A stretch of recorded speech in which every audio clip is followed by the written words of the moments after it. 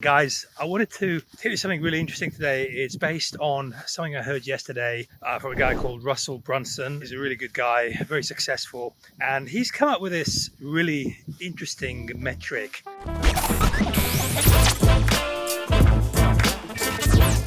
This is something that's really close to my heart because as a marketer, I'm always obsessed about traffic and specifically profitable traffic. So I'm looking at paid traffic, I'm looking at free traffic, I'm everywhere on social media, YouTube, Pinterest, Instagram. I do a whole bunch of work in order to extend my reach, in order to build my list.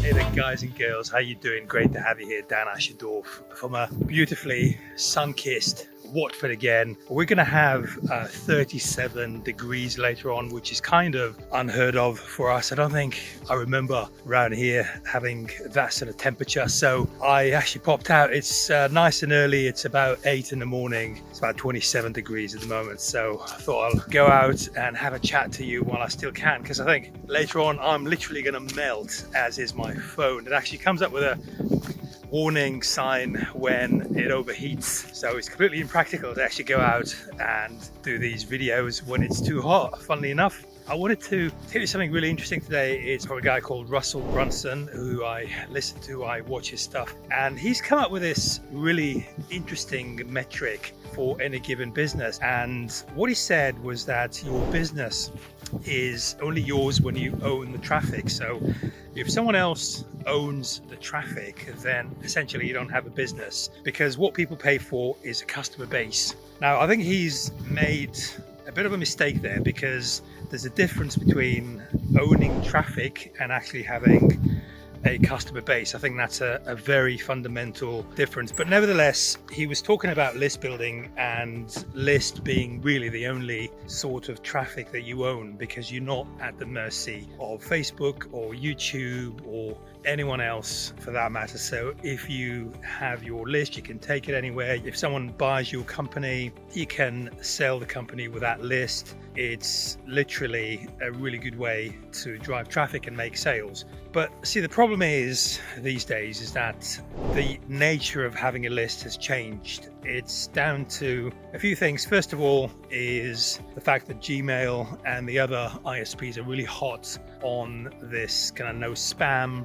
rules. Now, we're not spamming because we do have consent to mail to people, but for example, if you send an email from an autoresponder like Aweber or GetResponse, you are 99% of the time you're going to end up in the promotions tab, because you are sending out a promotion. So of course they've got that right, but the problem for us is that the visibility is very low. So that's one problem. The other problem that you have is that, there's competition, so people get a lot of emails, and of course it's your list, but it's also the same people that you have on your list are going to be on other people's lists as well. So really it's not so much your asset, it's kind of like a shared asset times or divided by 100 or 1,000 or whatever it is. So you have really a slice of someone's attention, which is why it's important to be good. It's important to add value, because it's all about attention, isn't it? It's this kind of land grab of getting someone's attention. So the best people are going to be the ones who people listen to. The crappy marketers, the spammy ones who just send offers, are not really going to be listened to, and they are going to suffer. So it's all about adding value and having a voice and being out there and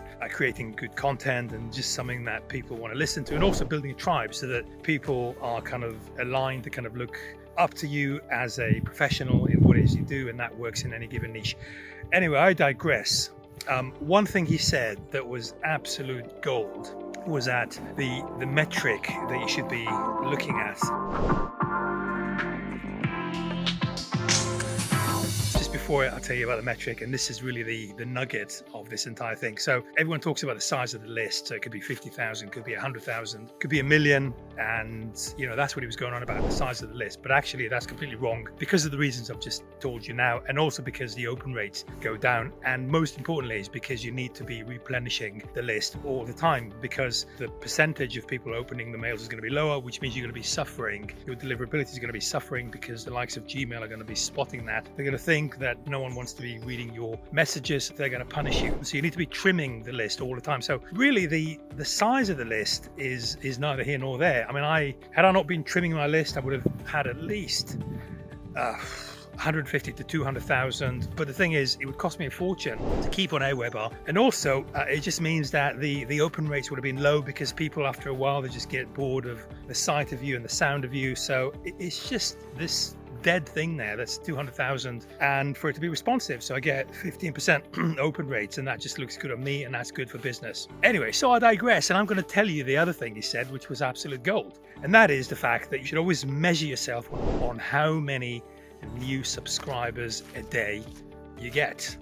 That is the metric. That is the gold. That is our business as a marketer. That is the long and the short of it. Now, before we do anything else, guys, let me show you this little rivulet that we have here. Let's see. It's a little rivulet there. I think you might be able to see it better on this side. Just a little rivulet there. And yeah, it's the forest. Beautiful as always, especially this early in the morning. No dog walkers or anything. But guys, that's where it's at. That's the long and the short of it, is how many new subscribers you get a day. It doesn't matter if you've got 100,000 people on that list. It doesn't matter if you've got 20 million on that list. What matters is how many new people you get a day. That is the measure against, as a marketer, that is what you should be spending your time on. And that is so correct, because not only does it work from a mathematical perspective, so you're replenishing your list, but also, more importantly, from a psychological perspective, because new, fresh blood, as it were, on the list is what sells. People just get bored.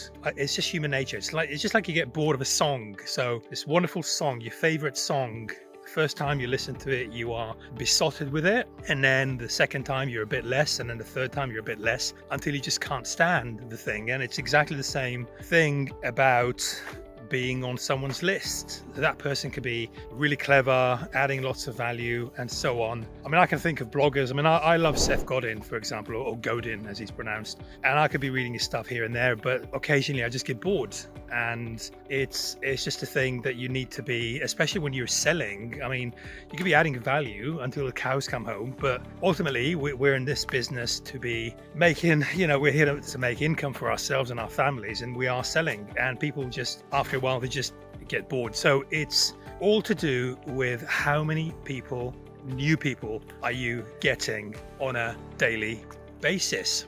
And how do I measure against that? So I'm at the moment, this is excluding any launches, I'm doing about on average about 30 new people a day. That's from social media. And so I'm in Pinterest, and I'm in Instagram, and I'm in YouTube. I can't think of any other places, I'm sure there are. And I also buy ads. So I buy solo ads, and I buy Facebook ads, and I buy a whole bunch of ads, and I'm getting about 30 people a day on average. Now, the other thing that marketers do is they launch regularly. So if you want to be building your list, and this is the best kind of subscribers, is you want to be launching a product, because then you automatically get their details. And you can do that in two ways. You can either, there's something called an API, which means that the platform on which you sell, the likes of ClickBank, Warrior Plus, JVZoo, they integrate the email capture straight into your autoresponder. So that's one way to do it. The other way to do it is to ask people for their details before they get access to the product. So that's another way to do it. And you can possibly do both to make sure that you get the best email address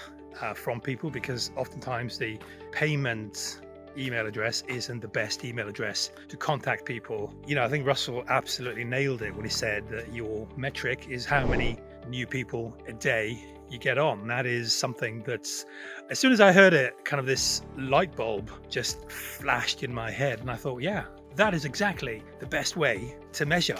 That is exactly what I should be measuring myself against, because I've seen it. I mean, we've had webinars with some of the best names in the industry, and I know they're absolutely crushing it. And I just saw, so what they do is they kind of show you their income and all that sort of stuff, because they're trying to make a sale, on the webinar, and then they kind of get into their autoresponder, and you see how many people they have join their list on a daily basis. You just see, they got 30, 50, 70 people joining on a daily basis, and why not? I mean, it's very doable. I mean, sometimes you're going to get a a bit of a duplicate. You're going to get some duplication, but on the whole, don't worry about that. That's just details. I mean, what you should be concentrating on is taking the right steps, being out there in social media, creating great content, launching products, trying to think if there's anything else, buying as many ads as you can afford. You may not be able to afford as many as you want when you start, but as you grow your business, you'll be able to afford more, and you're good to go. You're golden. So that's it for me, boys and girls, from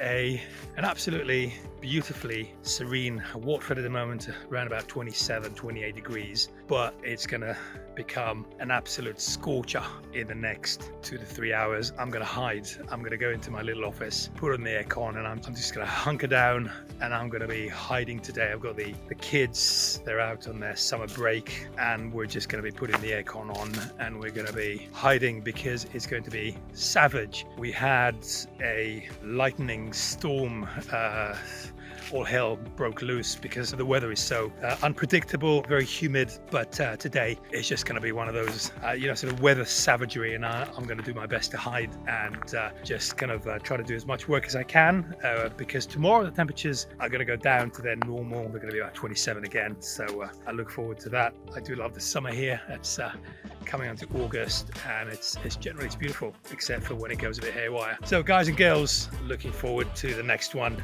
Have a lovely day. Dan Ashendorf signing out. Take care now. Bye bye.